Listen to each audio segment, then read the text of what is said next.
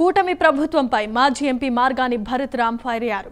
ప్రజల ప్రాణాల పట్ల ప్రభుత్వం నిర్లక్ష్యంగా వ్యవహరిస్తోందని విమర్శించారు. రాజమండ్రి పుష్కర్ ఘాట్ ను ఆయన పరిశీలించారు.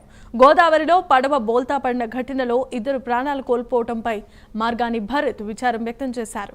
మృతుల కుటుంబాలకు ఎక్స్గ్రేషియా ప్రకటించాల్సిందిగా డిమాండ్ చేశారు. బ్రిడ్జ్ లంకను అసాంఘిక కార్యకలాపాలకు అడ్డాగా మార్చేశారని మార్గాని భరత్ ఆరోపించారు.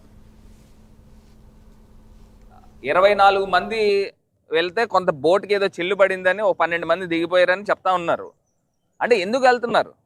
అక్కడికి వెళ్ళే మనుషులు ఎవరు?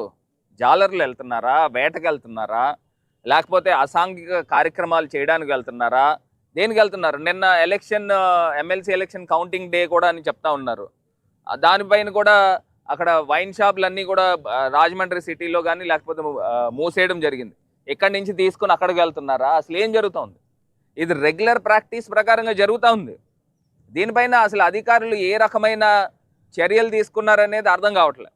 నేను ఇందాక చెప్తున్నా, ఇదే కోటిలింగాల ఘాటుకు సంబంధించిన బోట్లు, అదే కోటిలింగాల దగ్గర ఎమ్మెల్యే మనుషులందరూ కూడా అక్కడ ఇసుక ర్యాంపులు ఉన్నాయి వాళ్ళందరికీ కూడా. మరి అక్కడికి దీనికి ఏం లింక్ అనేది కూడా ఒకసారి మీడియా నిగ్గు తేల్చాలి, అధికారులు కూడా నిగ్గు తేల్చాలి. ఎందుకంటే కొన్ని వందల మంది అక్కడ పనిచేస్తున్నారు ఇదే కోటిలింగాల ఘాటు దగ్గర. కనీసము ఆ ఇసుక ర్యాంపులకు సంబంధించి మనుషులు వెళ్ళినా కూడా అక్కడ ప్రజలను కాపాడేవారేమో.